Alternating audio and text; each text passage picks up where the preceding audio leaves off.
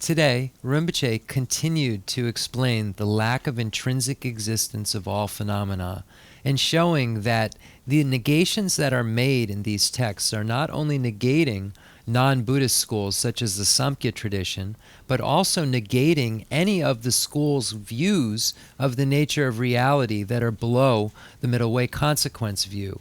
Even the other middle way school, the middle way autonomy school, which is just below the middle way consequence school, still holds that conventional phenomena have some kind of intrinsic existence, and the middle way consequence school negates that.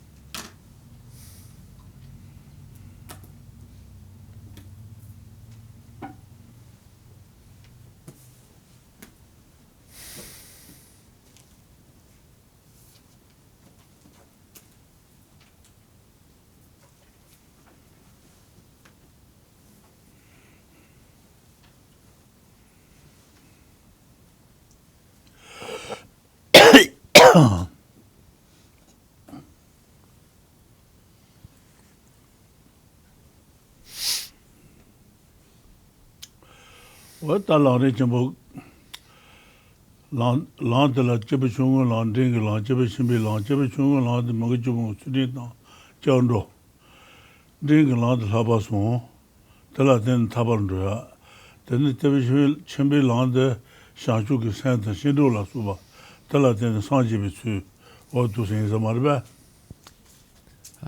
Welcome to the Chenrezig Tibetan Buddhist Center. Once again, we're looking at Lama Tsongkhapa's great treatise on the stage of the path to enlightenment. This text is a text which is a summary of all of the points that Lord Buddha ever made, and all of the points that the Indian Pandits commented on and expanded upon what the Lord Buddha pronounced. So when we say what are the contents of the great treatise on the stage of the path to enlightenment, we would say the contents are the entire teachings or pronouncements of Lord Buddha, as well as the accompanying Indian Pandits' commentaries, the authentic accompanying Indian Pandit commentaries. So the way that Lama Tsongkhapa divided these teachings was patterned after the way that Lord Atisha did so in the text called The Lamp for the Path to Enlightenment. So the text, The Lamp for the Path to Enlightenment, broke these teachings down into three categories in a very, very short couple-page format without much extensive explanation. So Lama Tsongkhapa took those three categories and then expanded upon the meaning of those three and showed how one practitioner could go from the beginning, meaning having had no introduction to Buddhism or no accumulation of that type of merit, to the final stages of being a sentient being right before Buddhahood. So Lama Tsongkhapa showed how those three categories become a roadmap for a practitioner to be able to go from the beginning stages to complete Buddhahood and graduated stages. So the three categories are called the teachings for beings of three capacities. The first category is called the teachings sharing common with beings of small capacity. And these are teachings that the Lord Buddha gave and the Indian Pandits commented on about how one gets a higher realm rebirth, how they get how one achieves another rebirth as a human or in a higher demigod realm or a god realm. So what are the causes necessary in order for a practitioner to be able to achieve that kind of result? And this is laid out in the teachings shared in common with beings of small capacity, and the Buddha pronounced that by going for refuge to the three jewels, the Buddha, the Dharma, and the Sangha, engaging in ethical behavior that abandons the 10 non-virtuous activities, and acknowledging any negativity or acknowledge any time one has wavered, by relying upon those practices of refuge, abstaining from the 10 non-virtues and confession, one is able to achieve a higher realm rebirth. The next category of teachings were for beings who wish to achieve liberation, a complete individual liberation, a nirvana. This type of practitioner engages in the previous mentioned teachings of going for refuge and abstaining from the 10 non-virtuous activities and acknowledging downfalls, and then couples them with the 3 highest higher trainings. The highest higher training in ethics, concentration, and wisdom. And by relying upon all of those practices, this practitioner is able to achieve nirvana. And in this state of nirvana, that practitioner, although they've removed the afflictive obstructions which bind all of us to cyclic existence, and that's why they are free from cyclic existence, and cyclic existence can never occur again because the afflictive obstructions are permanently eradicated, the imprints of those afflictive obstructions are still present. So therefore, that practitioner, even though they are in an abiding nirvana, they are not omniscient. They aren't Buddhas. So in order for a practitioner to completely eradicate not only the afflictive obstructions, but the obstructions to omniscience, he or she also has to practice what we find in the teachings for beings of great capacity. So these are practices that are exclusive to this large capacity grouping, but this large capacity grouping also, as the medium relies upon the small, relies upon the medium and the small.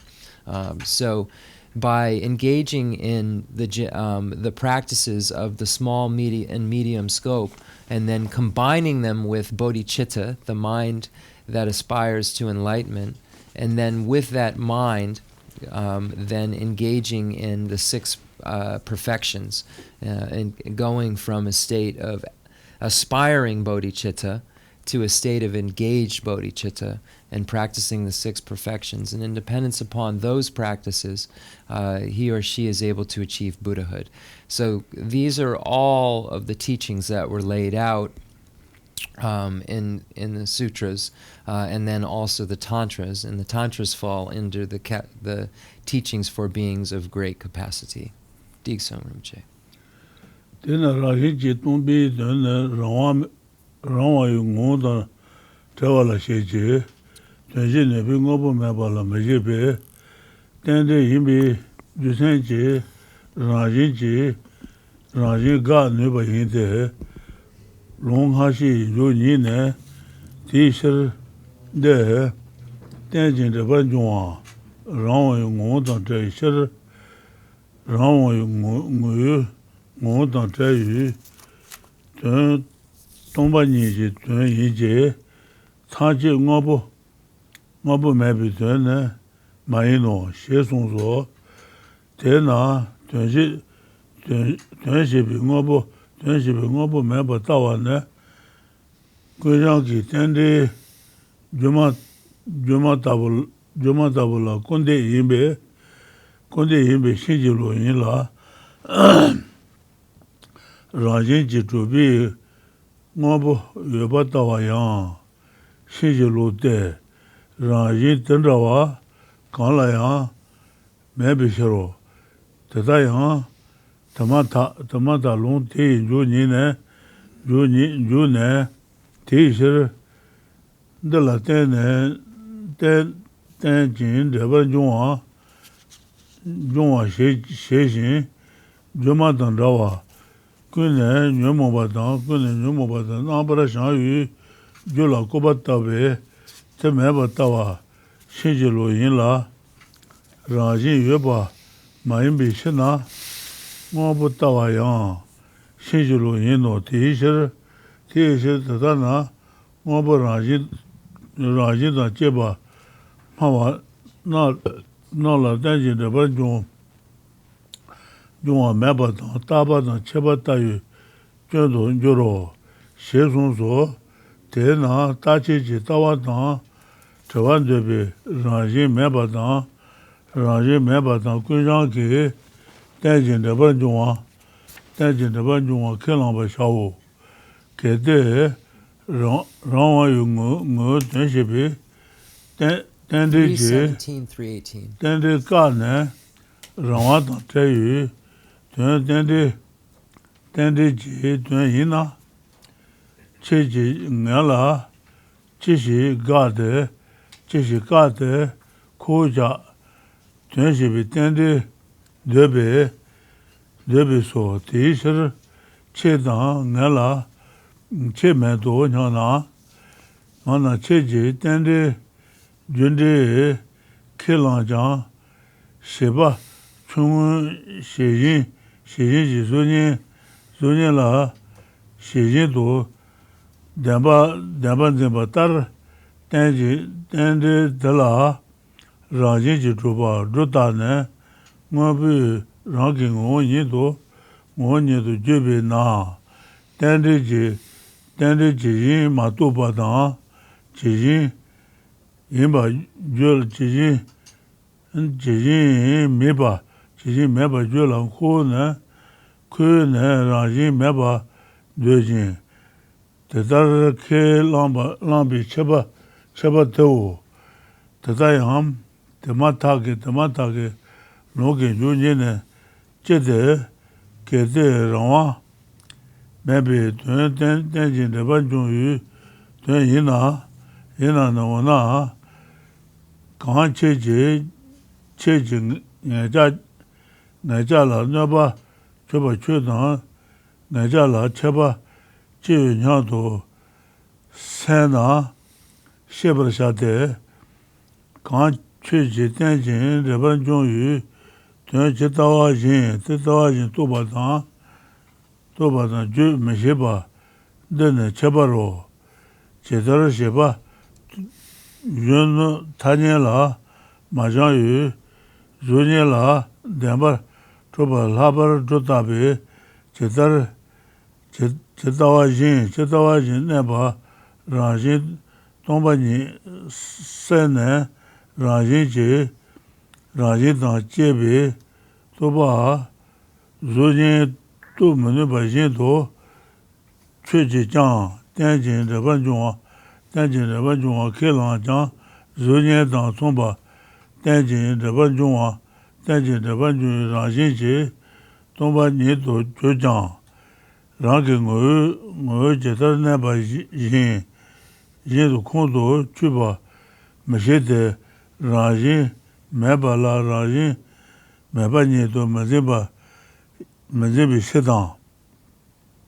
Yoba mayimbe ngu la yobi ngu nido labara rutaba.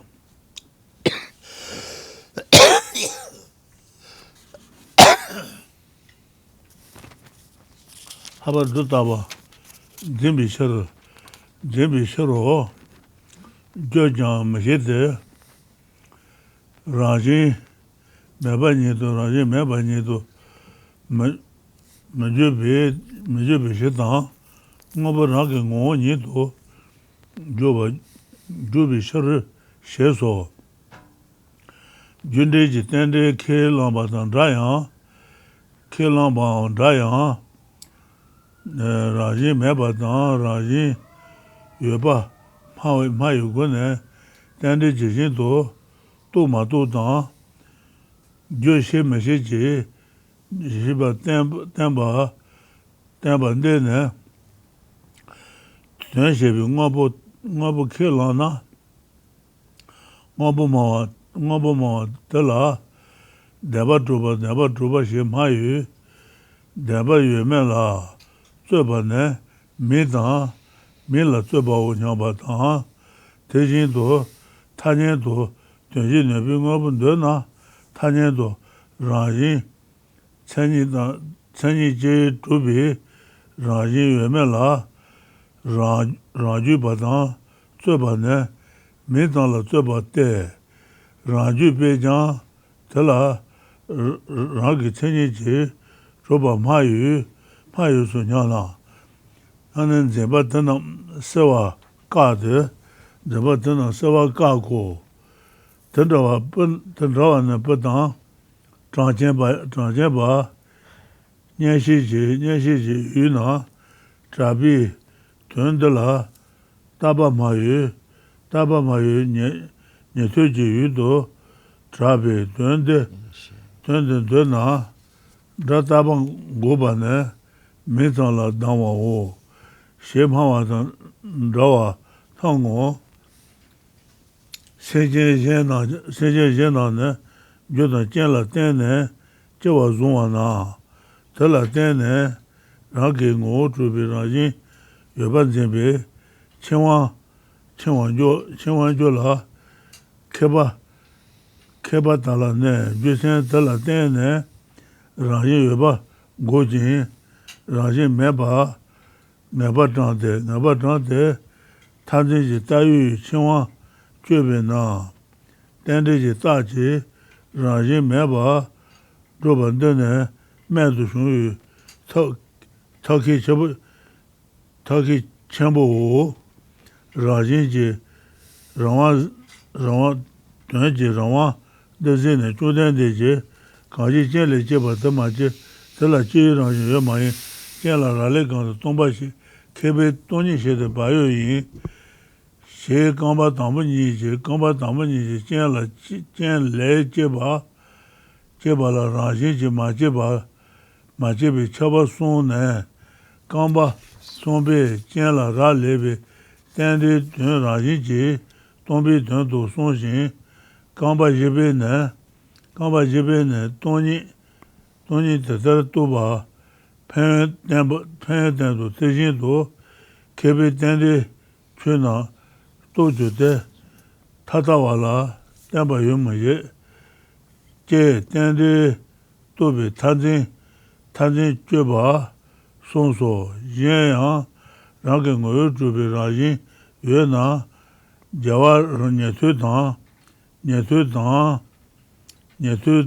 제베 더더지 고발레 마지바다 라지 달라 제지 제야 샤메베 제지 제야 샤메베 참아 진베 제비 저와 제도 메베 저와 메반주데 라비 제진도레 게데 최나 라지 예주나 자와니 제베 대천조로 태수 최는 냐딘다 냐간다면다 나면조로 케남 나야 최다 대면조로 셰송바 따로 라지 송바다 제바다 나바네 제체다 홍보다 칸라 라지 여방고베 레바나 제 슈라 다메바 땡라 포나 신도 레면제 세 모이 제네 마데소 송바다와 다다 고베 제바 본이 츠네 다다 다고와 라지지 저바 뒤자 매바 통네 대든 공부를 셰베 다다근 제베 지다 돌아 들로나 저바다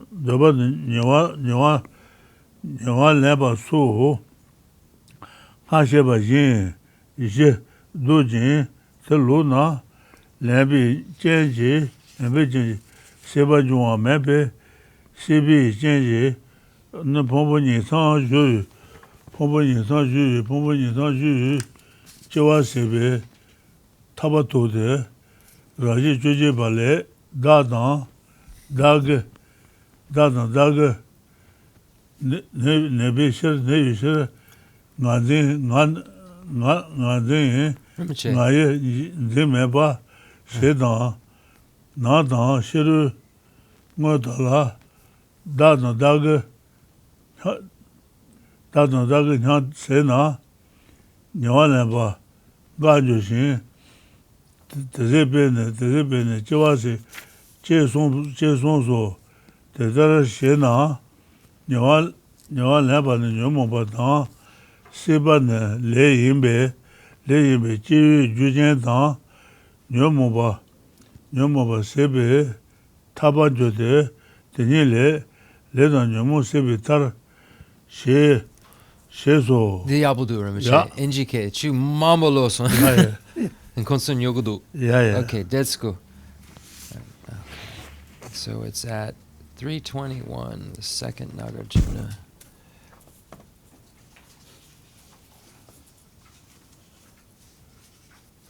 Okay.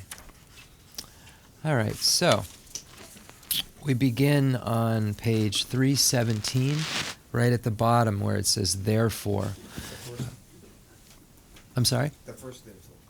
Right, yeah, the first therefore. Therefore, since emptiness of intrinsic existence refers to the lack of that autonomy just described rather than to the non-existence of functioning things, you can use dependent arising as a reason to refute intrinsic existence. The earlier citation of Chandrakirti's commentary on the 400 stanzas continues. Therefore, since in this Madhyamaka system, to be a dependent arising is to lack autonomy. Lacking autonomy is what emptiness means. Emptiness does not mean that nothing exists. Consequently, the view that functioning things do not exist is a mistaken denial of the existence of illusion-like dependent arisings, both the pure and the afflicted. Hence, it is not accurate. The view that things intrinsically exist is also inaccurate because such intrinsic nature does not exist in anything. Thus, Chandrakirti's commentary on the 400 stanzas continues. Therefore, according to this Madhyamaka system, the view that those functioning things do not exist is inaccurate insofar as it mistakenly denies the functioning of dependent arising and of illusion-like causes, both the pure and the afflicted, because they do not intrinsically exist. The view that things intrinsically exist is also inaccurate.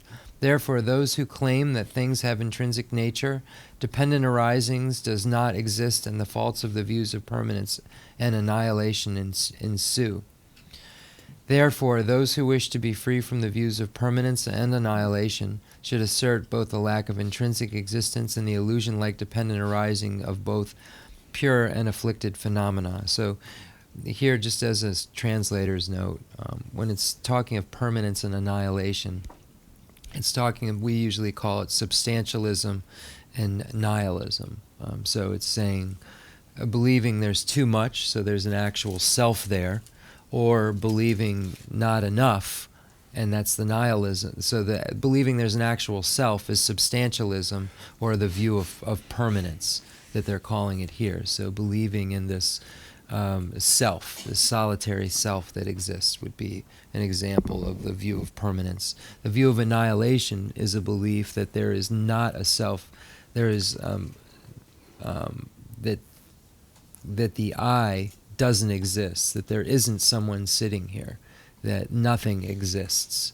So nihilism believes that nothing exists. Substantialism asserts that it exists in some sort of inherent way.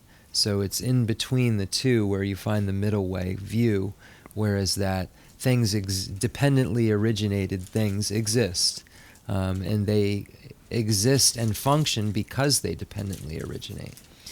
So that is the place where you are between the two, the view of permanence and annihilation. Permanence believes in a truly establishment, and then annihilation believes in non-existence. Like that emptiness then shows that nothing exists. So those are the two extremes, they're called. Objection: if you use functional dependent arisings to refute autonomy and say that lacking autonomy means being a dependent arising, then how will you refute us? For we, other Buddhist schools, also assert functional dependent arisings. Therefore, there is no difference between you and us. Reply: although you assert dependently arising cause and effects, you are like a small child apprehending a reflection of a face as truly being a face. You reify dependent arising as intrinsically existent, and then call that the essence of things. Call that the essence of things. Thus, you do not accurately know the meaning of dependent arising, and you express its meaning inaccurately. Since we hold that dependent arisings lack intrinsic existence and say so, that is the difference between you and us. Accordingly, Chandrakirti's commentary on the 400 stanzas continues. So this is Lama Tsongkhapa negating the lower non-Buddhist schools. So the lower non-Buddhist schools here are the ones that are objecting, and they're the ones that are saying, you're just saying the same thing we are. We all believe in dependent arising. And Lama Tsongkhapa is negating that and saying that they still have this substantialism that exists within their view. Quam, if lacking autonomy means to be a dependent... so Chandrakirti's commentary on the 400 stanzas continues. Quam, if lacking autonomy means to be a dependent arising, then how will you refute us? What difference is there between you and us? This is a lower non-Buddhist school asking this question. Lower Buddhist school. I'm sorry if I said non-Buddhist. A lower Buddhist school.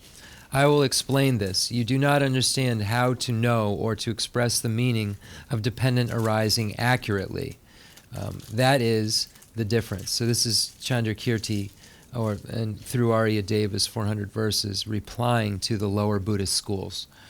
By reifying a reflection as a truth, a young pre-verbal child obviates its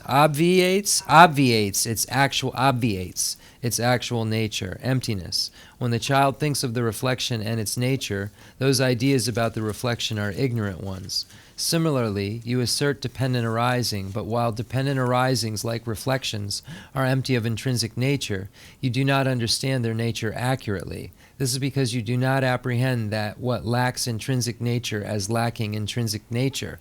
You reify an essence that does not exist into an essence that does exist. You also do not understand how to express the meaning of dependent arising because you do not say that is the absence of intrinsic existence, and because you call it the essence of things. While we and they are alike in asserting the dependent arising of cause and effects, the difference is that we understand and they do not understand how to know and to express dependent arising accurately in terms of intrinsic nature and its absence. The advocates of intrinsic existence call something truly existent if it can be accepted as a functioning thing, and amongst them there are some who conclude that the debate as to whether things truly exist is only a semantic one. Likewise, they say that it is only semantics when we debate with Svatantrikas, for even the Svatantrikas claim that things exist by way of their intrinsic character. As to whether something that functions conventionally has a nature that conventionally exists by way of its intrinsic character. This teaching by Chandrakirti clearly refutes these ideas. So the Svatantrikas are the school right below the consequent school. That's the middle way autonomy school. They're stating that even your middle way school says something like this. And the Svatantrika, the middle way autonomy school, is negated by the consequent school. Chandrakirti, Lama Tsongkhapa, etc., Aryadeva are all holders of the consequence view. So when we look at the tenet systems of Great Exposition School, the Sutra School, the mind-only school, and then the middle way school. The middle way has the two categories, middle way consequence and middle way autonomy. And then autonomy has two categories, but that's not important right now. The middle way autonomy, middle way autonomy has one that's leaning towards the sutra school, and then one that's leaning towards the mind-only school. So that's how they divide those, even subdivide them further when we look at the two divisions of the middle way school. So it's consequence and autonomy. Where am I? Likewise, they say it's only. Likewise, they say that. Semantics. I remember that. Which page? 319. Okay. Sorry about that. For even the Svatantrikas claim that things exist by way of their intrinsic character. So the middle way autonomy school actually believes that there is intrinsic existence conventionally still. So they still have substantialism even though they're a middle way school in the tenets, and that's why they're negated by the final view of the consequence school. As to whether something that exists conventionally has a nature that it conventionally exists by way of its intrinsic character. This teaching by Chandrakirti clearly refutes these ideas. For example, it would be as though someone absurdly claimed that since Samkhya's, Those are the enumerators, the believers of the 25, say that the thing that is known as the object of auditory consciousness is permanent. Buddhists are only quibbling over semantics when they refute the permanence of sound while accepting the thing that is known as the object of auditory consciousness. When other living beings see something as produced in dependence upon causes and conditions, they see it as essentially or intrinsically existent. Thus they are bound in cyclic existence. But for noble beings, production in dependence upon causes and conditions is reason enough to refute intrinsic existence and develop certainty about the lack of intrinsic existence, because it cuts the bonds of extreme views. The use of dependent arising as a reason to prove that there is no intrinsic existence is a marvelous and a highly skillful method. After the Bhagavan saw the force of this point, he said in the question of the Naga king Anavatapta, whatever is produced from conditions is not produced. It is not intrinsically produced. Whatever depends upon conditions I consider empty. One who knows emptiness is diligent. The first two lines mean that production from conditions entails not being intrinsically produced. The third line states that dependent arising, which is reliance on conditions, is the meaning of emptiness of intrinsic existence. The fourth line indicates that the benefit of knowing emptiness in this way. Similarly, that sutra says that by knowing dependent arising, you cut off extreme conceptions. The learned will know dependently arisen phenomena and avoid extreme views. So here's that extreme views, the view of substantialism and the view of nihilism. Those are the two extremes. You'll keep seeing the two extremes, extreme views. Those are referring to those two points that you can get to, which are both misconceptions. Moreover, if things were essentially or intrinsically existent, the conqueror and his disciples would have to have seen them in that way, but they did not. And since what intrinsically exists does not in any way work through conditions, it does not cut the net of elaborations, i.e. the conceptions of signs. Thus there would be no liberation. As the Elephant Ornament Sutra says, if phenomena were intrinsically existent, then the conqueror and his disciples would know it. With static phenomena, no one would pass beyond sorrow. The learned would never be free from elaborations. In the third, fourth, and fifth chapter in Nagarjuna's fundamental treatise, there are arguments that refute the intrinsic existence of the sources, aggregates, constituents. In demonstrating that objects lack self, it is excellent to use those arguments as well, yet I am wary of becoming long-winded and will not elaborate. How to eliminate obscurations by becoming accustomed to those views. After you have seen that the self and that which belongs to the self lack even the slightest particle of intrinsic nature, you can accustom yourself to these facts, thereby stopping the reifying view of the perishing aggregates, as the self and that which belongs to the self. When you stop that view, you will stop the four types of grasping that holds on to what you want, etc., explained earlier. When you stop these, existence conditioned by attachment will not occur. Hence, here will be an end to the rebirth of aggregates, conditioned by existence. You will attain liberation. Nagarjuna's fundamental treatise says, because of the pacification of the self and that which the self owns, the conception I and the conception mine will be gone, and thoughts of the self and that which belong to the self are extinguished in regard to internal and external things. Grasping will stop. Through its extinction, birth will be extinguished. Accordingly, since grasping is an affliction and potential existence is karma, you are liberated through extinguishing the causes of birth, i.e. karma and afflictions. Nagarjuna's fundamental treatise says, through extinguishing karma and afflictions, there is liberation.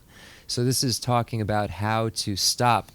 When we look at the wheel of life, the 12 links of dependent origination, it's talking about how to stop once that grasping is stopped and the karma and the afflictions and birth and so forth are stopped. So the wheel of cyclic existence doesn't turn if one of the parts of it are taken away because it's dependent upon the others. So once you remove that grasping, it takes away what comes from it. So it makes the rest of it all fall apart, and it makes cyclic existence fall apart and no longer a viable option because there's no longer any of the causes for its occurrence. Digsong Rinpoche. Sisel Jiten Bi Truba Ten Amaluba, Tomba Ji Te Mobutanji Tomba Nito Tayu Kabanjoro, Chetashina, Chukabiyare Rinpoche. Kanshir, The Ale, Shesung so dene de la Shesunzo, Tetarashina, Tuche. Tadashina Niwa, Lamban Yumobatan, Siban Le Yimbe, Juletan,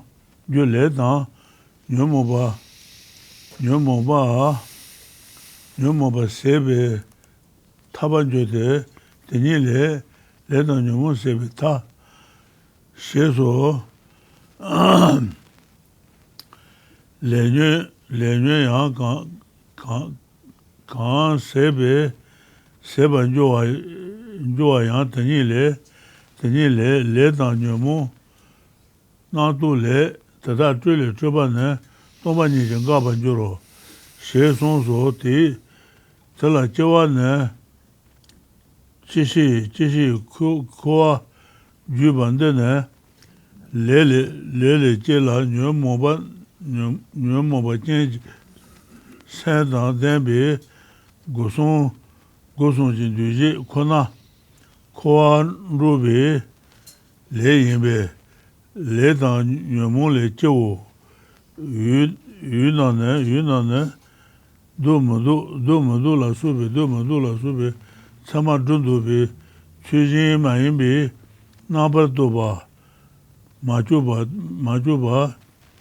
Jitai, Tawa Jinji, Numuna Majiyu, Chadan Suji, Numu, Jitai, Tawa Jin, Tata Chujin Mayimbi, Natule Joe, Jiden Chuji, Cheba Bementan, Pombadan Habutan, Zodan Suala Sula, the Denu Nyandu, Nobrashamba Ta, Kona, Chuji Maybe, Nabar Tobe Yu Tala, Toba Shibishil. Nadu Tene Denzi Truba Le Jede Chisele Jiden Truba Ten Maluba Tomba Niji Te Ngobo Taji Tomba Nidu Tayu Kabanjuro Chitrashina Kashi Ngobo Miba Yuana Jikidu Shibi Truba Yoba Juji Mashanji, Mami Pane, Chaba Jen Tang, Ti Yu, Truba Juba Majido, Truba Majunana, Ti Yu, Chujin Mayimba, Nabar Toba, Juba Majuro, Nabar Toba Majuba, Yang, Ngadang, Nai Shingaba Shenba, Lenyu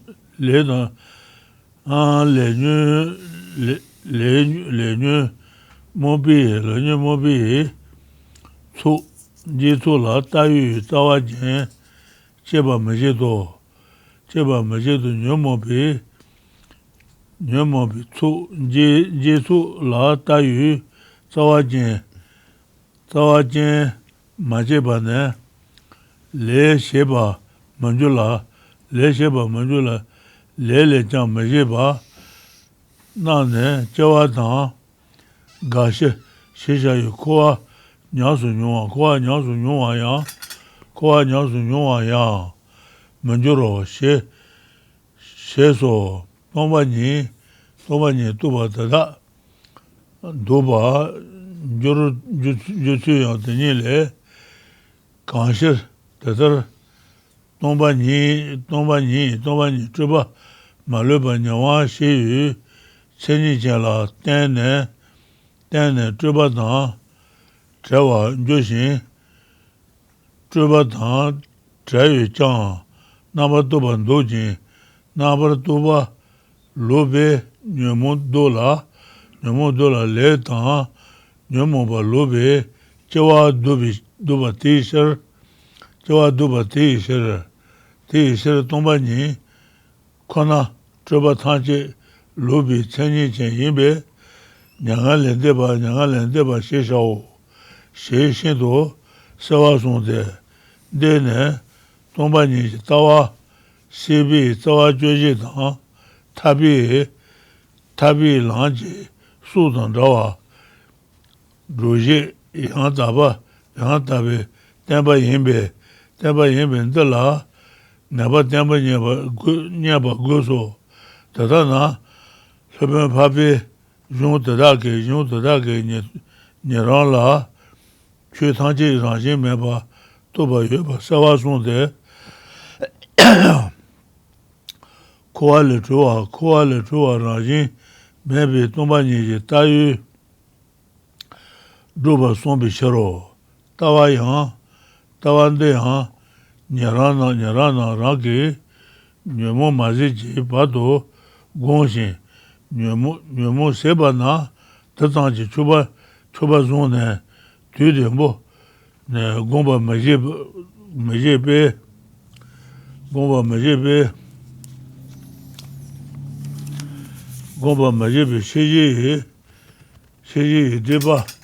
Shiji Deba Bon, Manuso, Shangju Sambana, Nyemo Seba Tanji, Gone, Koale, Choa Tanji, Chuba Manzimba, Sentient Tanji Judondo, Sanji Dondo Nyayu, Shiji Deba Sezedo, Gombe, Che Tuyu Rwanda Tu Tayeba Jende, Gomba Yino, Deba Nyiki, Sabun, Tonjimbe, Nyabune, Hashibi, Tomba Niji, Tawa Yime Jang, Tudento Gomba Gonji, Gone, Nyomobi Deba Zampon, Nuji, Shi Deba, Mabomba Nepena, Dame Toba Jini, Tombo Dan, Gombo Nyiki, Nyabo Yime Jang, Dame Ngoson Do Tonga, Tanji, Tombo Pon Nuji, Gombo Menebe, Gombo Ala, Rendo, Gongobandao. Tadana, Shidi Bon Ala, Durimbo, Tatan Jabe, Tatan Shi Gombe Tang, Bon Menuji, Shebalabuche, Mambola, Sabala Yang, Tuso, Shidi Nyabo, Gomba Majin, Nyomobo Tazando, Gombe, Nyaran La Chuji Dame Toba, Yonso Tobi, Gomba Memba, Sonde, Jondele, Nyetudan, Ran Sanji, Nanji, Tenjin de Banjun Yu, Tianyin, Debatanji, Tong Yinji, Tatanaya, Tadala, Chuji Da Memba, Yonso Toba, Gomba Mede, Kansona, Shebi, Nyomola, Ponyu, Tashi Yodo, Shesonso, Tatana, Omabala, Genji, Chuji Danzin to Jeba, Sebende, Nyomo Genji, Mariba Jeba Tesebe, Ponyu, Chuji, Dame, Gomba Yujan, Chuji Dame, Duba, Gomba, Meba Somba Nam, Hadan,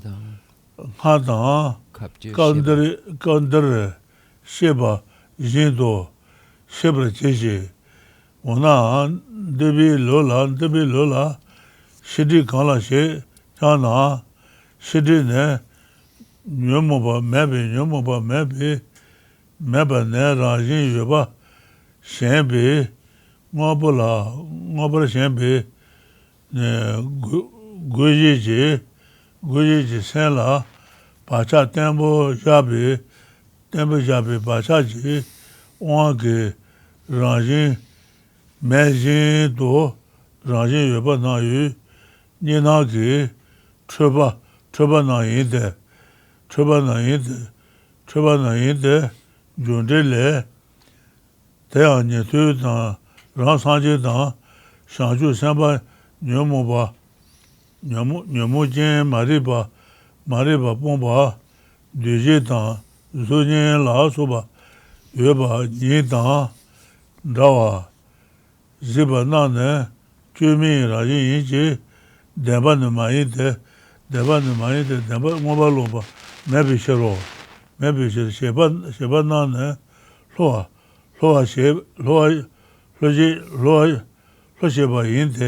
로제바 인라 텔레제바 나네 조말라소바 따르 단진 대반중아 니제 공도 땅도 조로 대야 시지 집에 천지 리바땅 공도 쉐비셔 타와다 제베 슈젠제 파바나라 라게 나와 매베 슈젠 나와 나라네 마이노 셰송바 따로 네 샹세 녀모젠제 마리바 뽕바네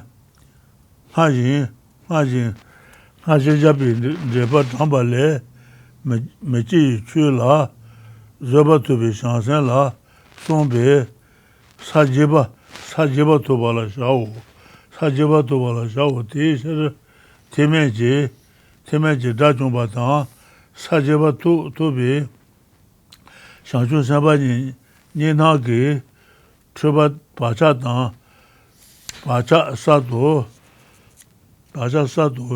요지 세바예야 rem보네 대자비 니나 트비 바자 장준 도마시 예베 떠나자 렌도장 고베 다다 장데 트비 바자 말바 로나 상제바 이노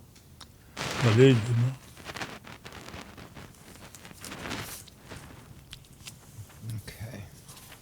No, 767 is the last. Okay, good.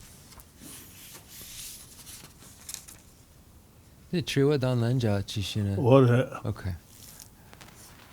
All right. Accordingly, as for the extinction through which karma and afflictions are extinguished, that same passage continues. Karma and afflictions arise from misconceptions. These misconceptions arise from elaborations. These elaborations are stopped by emptiness. So there's a technical term called improper mental conduct, and it's what actually causes all of cyclic existence to occur. And these elaborations are when you start to think about the qualities that something has. That's really nice because it's red, and red is really nice, and it's that brand I like. And you start to put all of it's called improper mental conduct. You start to give an item all of these different qualities, or elaborate upon the item's qualities that makes it even more concrete in your mind that it is substantially exists in some way, shape, or form. So it's when you remove that process that begins with grasping as that thing as being truly established, and then all of these qualities that you elaborate on it then are also truly established in your mind. But if you get rid of that very first grasping, then what comes from it doesn't occur. So that's the point that's being made here, is that these elaborations are stopped by emptiness. Karma and afflictions arise from misconceptions. These misconceptions arise from elaborations. These elaborations are stopped by emptiness. So the grasping itself is stopped by emptiness, by the understanding of the actual nature of reality. I'm just going to read some of this. That is the cyclic flow of birth and death arise from karma. Only physical, verbal, and mental compositional activity associated with an afflicted mind constitute karma that establishes cyclic existence. So karma arises from afflictions that are rooted in the reifying view of the perishing aggregates do not arise without operation of misconceptions that superimpose upon objects signs such as pleasant and unpleasant. Thus, afflictions such as attachment and hostility, rooted in the reifying view of the perishing aggregates, are produced from such misconceptions. These misconceptions operate mistakenly only by clinging to the notion this is real in regard to the 8 worldly concerns, or men and women, or pot, cloth, form, or feeling. Since it is these misconceptions that conceive these objects, they are generated from elaboration of conceptions of true existence. Chandrakirti's clear words says, emptiness, viewing all things as emptiness, stops all worldly elaborations. Why? Because when you see something as real, there are going to be elaborations such as those explained. Insofar as the daughter of a barren woman is not seen, the lustful will not engage in elaborations with her as the object. When elaborations are not operating, their object is not going to be misconceived. As misconceptions are not operating, afflictions rooting in the reifying view of the perishing aggregates are not generated through the clinging to I and mine. As afflictions rooted in the reifying view of the perishing aggregates are not generated, actions are not performed. Those who do not perform actions will not experience cyclic existence, which is called birth, aging, and death. Chandrakirti's clear words also states very clearly how knowing emptiness stops those elaborations and misconceptions. Why? It is like emptiness is not elaborated insofar it has the character of thoroughly quelling elaboration. Since it is not elaborated, it stops misconceptions. Though through stopping misconceptions, it stops the affliction. Stopping karma and affliction stops birth. Therefore, since only emptiness has the character of stopping all elaborations, it is called nirvana. This passage proves that the view of emptiness cuts the root of cyclic existence and is the heart of the path of liberation. Hence, you must gain firm certainty about this. So just as a clarity, it's just English wording here, but emptiness, the understanding of emptiness is what gets rid of grasping, and once grasping has gotten rid of, then there is no action, there's no affliction, there's no action, etc. So then one is liberated because there's no longer those things. But it's not saying that emptiness is liberation in like that emptiness is a place that you go to, or that emptiness is liberation. Liberation is empty. That would be a correct way to say it. But emptiness is only kind of like what makes liberation possible. So there just needs to be a slight commentary on this because it could be misunderstood quite easily. Let me just make sure where we are. Papa 768. Yeah, okay.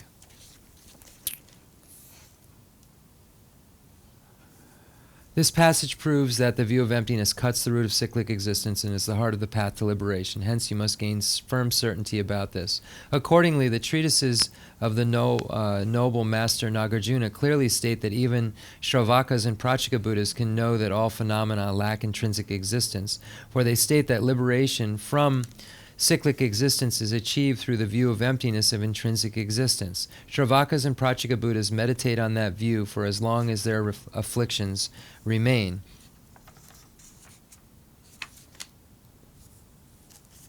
When their afflictions are extinguished, they are satisfied and do not persist in meditation. Hence, they are unable to eliminate cognitive obscurations.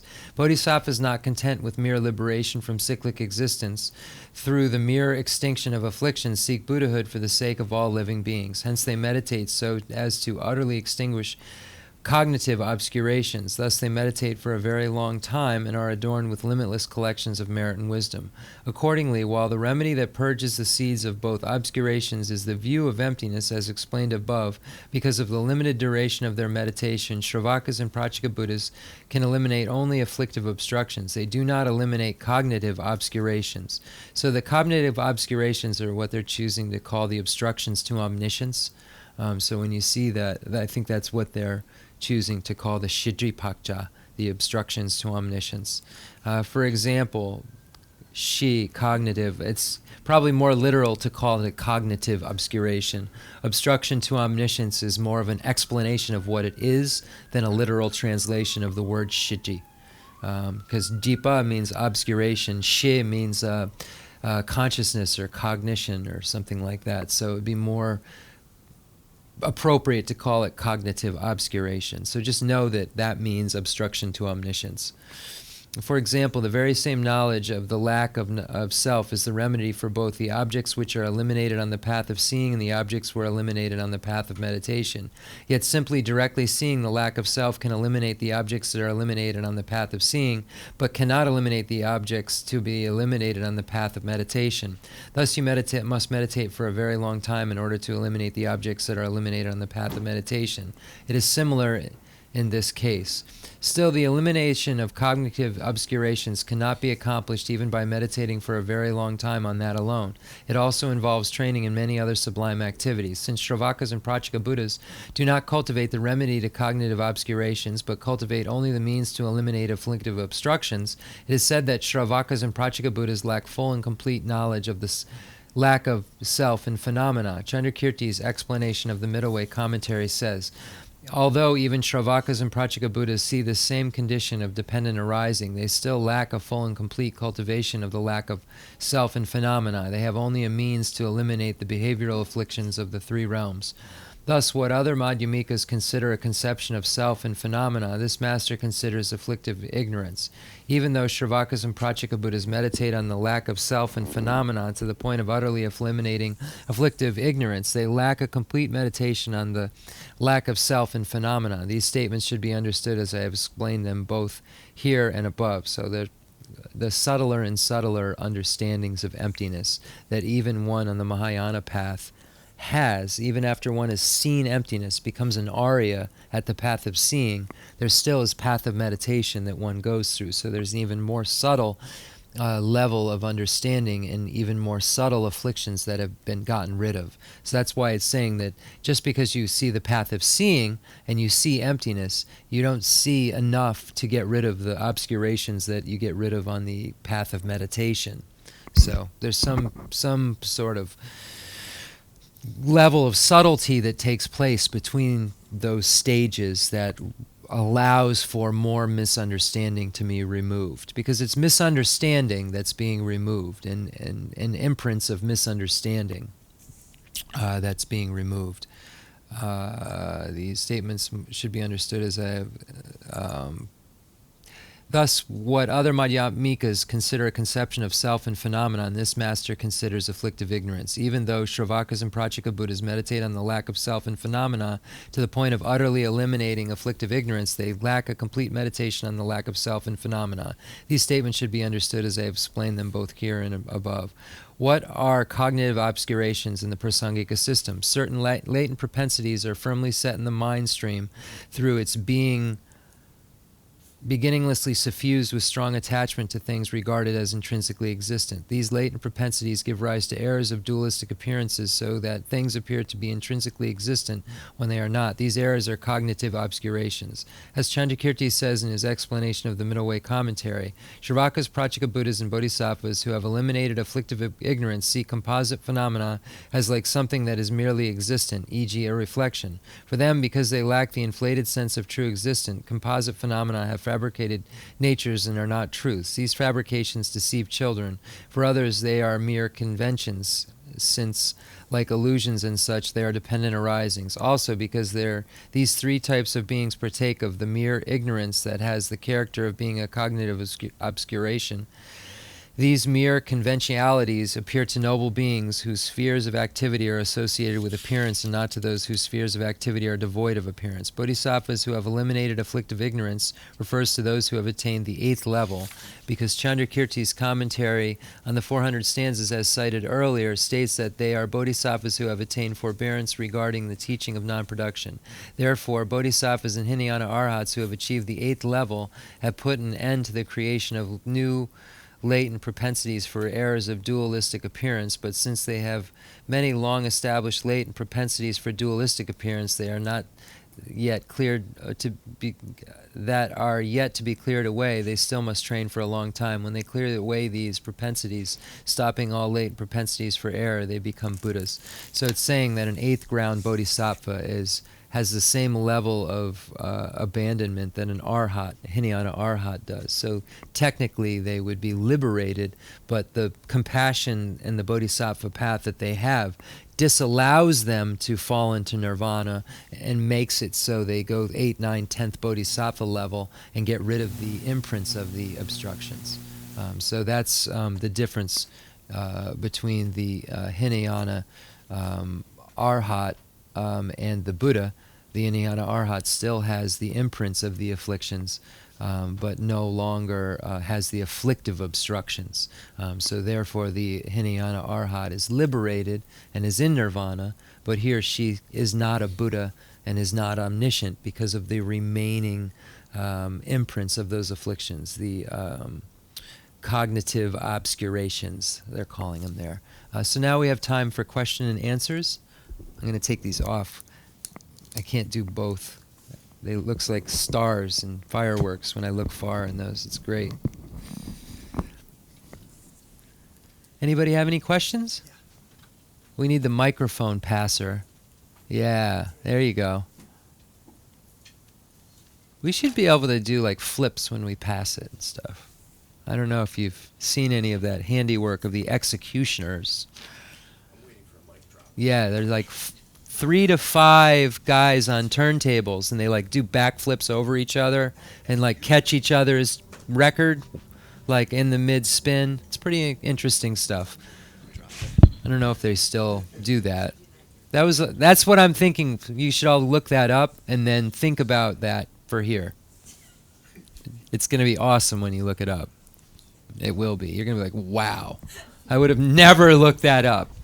The executioners, I wouldn't have. Go ahead. I was just wondering if you could clarify something you said 2 weeks ago. You made a statement, and I've read it somewhere before about, and I'm probably not saying this correctly, but that the best conduit, the best path to enlightenment and liberation is from the human realm, yes, not from the demigod or God realm. So 2 things. If that's true, and I'm saying that correctly, why would a being of small capacity want rebirth in the demigod or God realm? Because it's almost like they're grasping after less suffering, but not the correct path, like not the optimal path. And then if that's also true, it's almost implying that some level of negative karma is optimal for us so that we get this rebirth and not a rebirth at a demigod or God level, because this is the optimal gateway. Like this is the best place for us to seek our liberation and achieve that. So, why would you want any of those? Because they're really just less suffering, right? Not really better suited to achieve that higher level of consciousness, that enlightenment. You answered it. It's the less suffering. That being of that capacity isn't aiming at liberation. So if you're not aiming at liberation, what do you want to have? You want to have the happiest existence you can have. So even though the gods don't have the same propensity, and I'm going to ask Rinpoche, for practice, because of all of the goodness going on, they just aren't motivated to practice. They still have a much happier feeling as an existence than a human does. So wanting the human existence with the suffering? The person that is aiming at the small scope isn't looking at this broader picture like you are. They're only looking at, I can only do this. I just want to have a rebirth that's happy next time. They're not. There's even Hinayana practitioners that don't believe everyone can even be a Buddha. So you just have to step a little lower than that and say, oh, if I can't, maybe there's some people who don't think they can achieve nirvana. So what would you want to do? Live like a god. So, Rinpoche, the garishene the ngatsu me luden tsawa chenpo, dene the ngama the chiran sumpare the me the ngatsu the sacha then me luden yakshu hla luden yakshu yomare gangin sena nyamlen yapi yomare the me luden yakshu. Dene the detsi Geshe Ronang, then garishene the me luden yabudu, garishene shanchu semba molan jagudu. Ngama the chiran shanchu semba tsansan molan jagudu, then the me luden gu. Garishene me luden te tole, me luden chetan to kabu jirares, to kabu the chudin nabatabe jizon. Jésus parle touché par la tête, son goûtant, and the mail lieutenant Shira Zawachabres. Zawachabet Tananga to Tuduares. Two but there, ne Kasuga, Pejo Abachagores, Chuabadu, or the Abachaba Ina, and Joan Sero Mobile and Abuyungures. Then garishene the becha mambo the me luten the hla luten me yar gdu shanchu semba the layu de gdu then konso molan jagdu nge the me luten gu then garshene me yakshu Me luten tol tako garshene yapudu garshene then Jebba Chungu drink Jebba Chimichu Karuba Inaya, me luten the Rutugoro. then hla dro tugudue Then then garshene hla yargudu then chu nya lenpa the becha mom the gangisene the dungyal yure dungyal tuk ngatsu dungyal tongdu the shanchu semba garshene the me luden gapudu me luden was the me luden tolen dungyal da ne doshu ginyala karcheba ina nyugoro. lesa. No do ta cheba de ma tesun de ma. So even though the human basis doesn't have all of the joys and enjoyments, if you will, that the gods and demigods has, it's a much more suited basis for practicing the Dharma because of the balance of suffering and happiness that one has. In the God's realm, there's only happiness, and you don't see any forms of suffering. So there isn't a motivator for compassion. There isn't a motivator to wish to definitely emerge. So that the strengthening of renunciation doesn't occur from one's own side, and the generation of compassion is difficult because one doesn't see anything of suffering. One doesn't have an object of observation to generate compassion for. So it's because of that reason that the bodhisattvas who are dwelling in the Pure Land actually make aspirational prayers to be born as human beings, because they're able to hear about suffering, they're able to see suffering, they're able to experience suffering, but it's not so much suffering that it's not in, that one can't practice Dharma. So in the lower realms, in the hells and so forth, there's so much suffering that one just can't put one's mind to anything but the suffering. So the practice of Dharma is almost impossible in the lowest realms. And in the animal realms, there's such ignorance that the practice of Dharma is almost impossible. So the lower realms aren't conducive. And then in the higher realms, you've got the exact opposite of that level of suffering. You've got that high level of joy that disallows the practitioner. So the reason that you're, as a more advanced practitioner, someone who is aiming at goals above the small scope, you're aiming at goals that are either to liberate or to become a Buddha. If you're aiming at those kind of goals, you're aiming at the basis that will be best for you to achieve that. Not the basis that'll feel the best, the basis that will help you achieve those goals the best. And the human basis, it is said, has all of the channels and so forth to be able to practice the Tantrayana as well. The human basis is very suited in terms of the structure to not only practice the Sutrayana, which is a complete path, but also to practice the Tantrayana. So the human basis has a lot of qualities that are conducive for Dharma practice, and a lot of qualities that make it the best vehicle to achieve that. Now,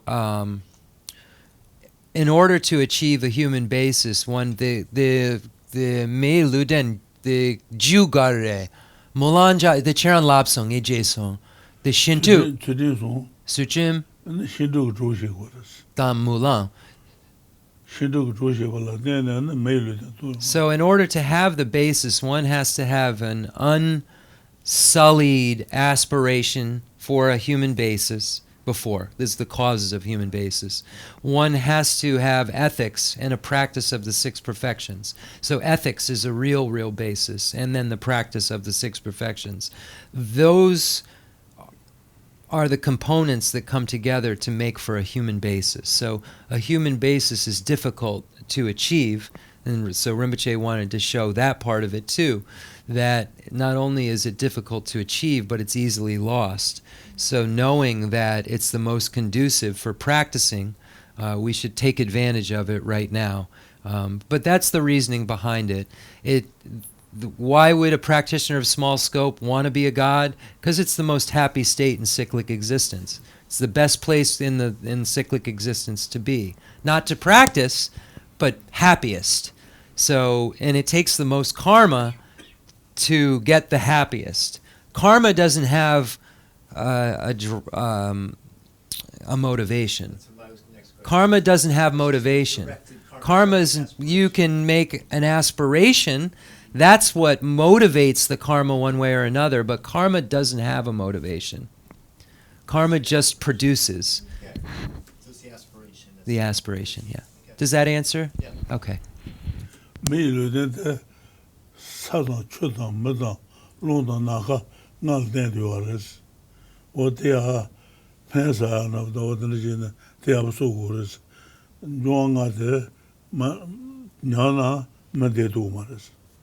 The Joanga Leso Jonga Sabdo Leso Sabdo Ale Leso. And the human basis has the five elements, and these five elements all must be intact.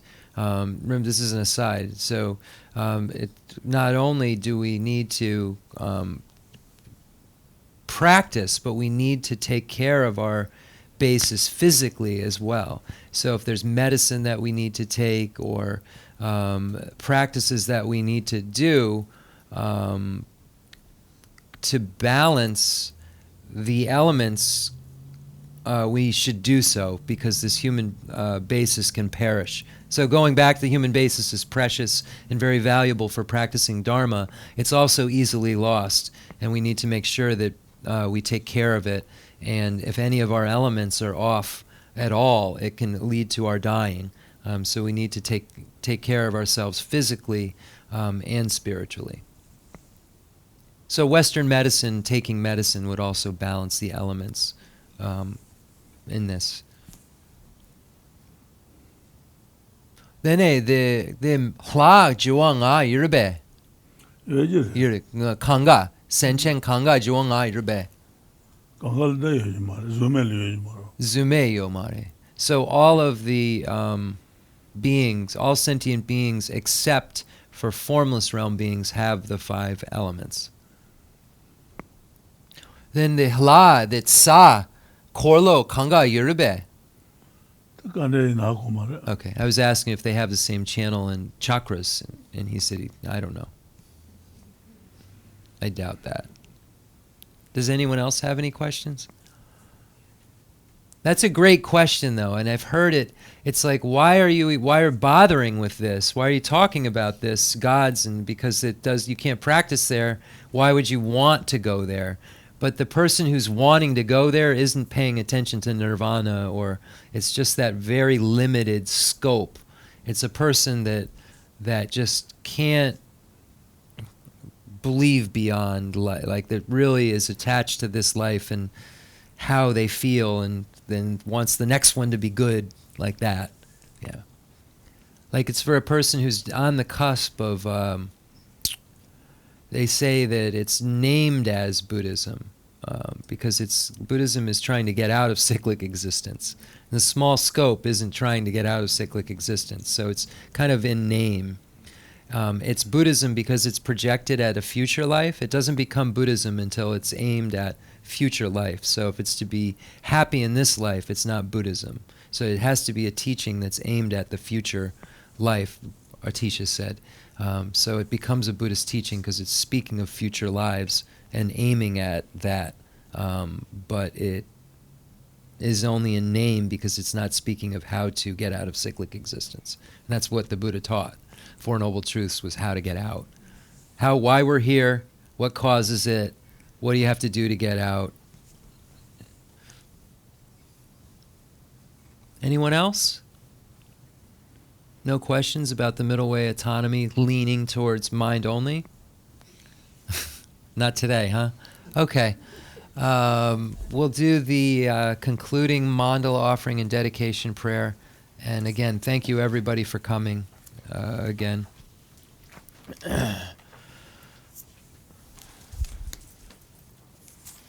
So if we can just make sure everybody's minds are getting in this pattern. So it's the first Wednesday of the month, Introduction to Buddhism class on Wednesday, 9 a.m. Second Sunday of the month is going to be White Tara initiation every month. So second Sunday is always, and this is what right? I'm correct, right? Second Sunday of the month is White Tara initiation every month. So we're really fortunate. Some people in Tibet pray for one time in their life to be able to get a White Tara initiation from the lineage, from a qualified master, because that's a really important detail. In order to really have an initiation to give, you have to have an unbroken lineage.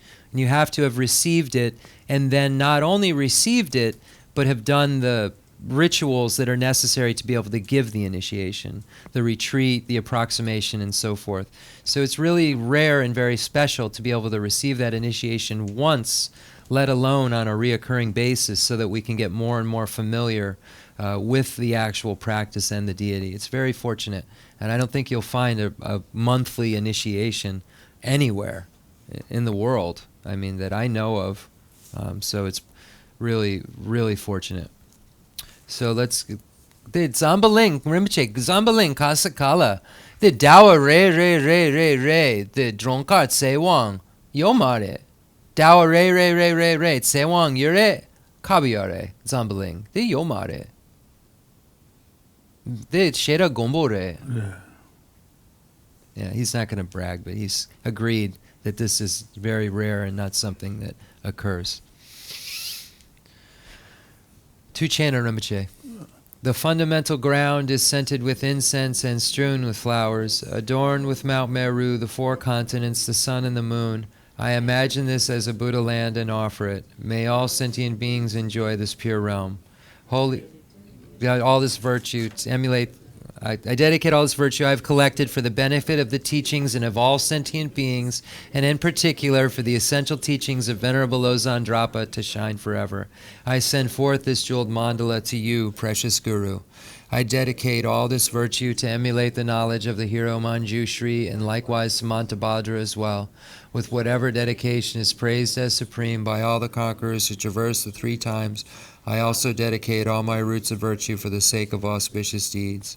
In that pure land surrounded by snowy mountains, you are the source of all benefit and happiness. All-powerful Avalokiteshvara Tenzin Gyatso, may you stay until samsara's end. I pray for the long life of the precious Khensur Wandak, upholder of scriptural and realizational doctrines. spiritual friend who trained extensively in the 5 great philosophical texts with exceptional wisdom and perseverance. Tuji Rimshi Gutsi Shapi Denrong, Matsu Lamrim Chenmo Langan Chenmo Kanga Trilnong.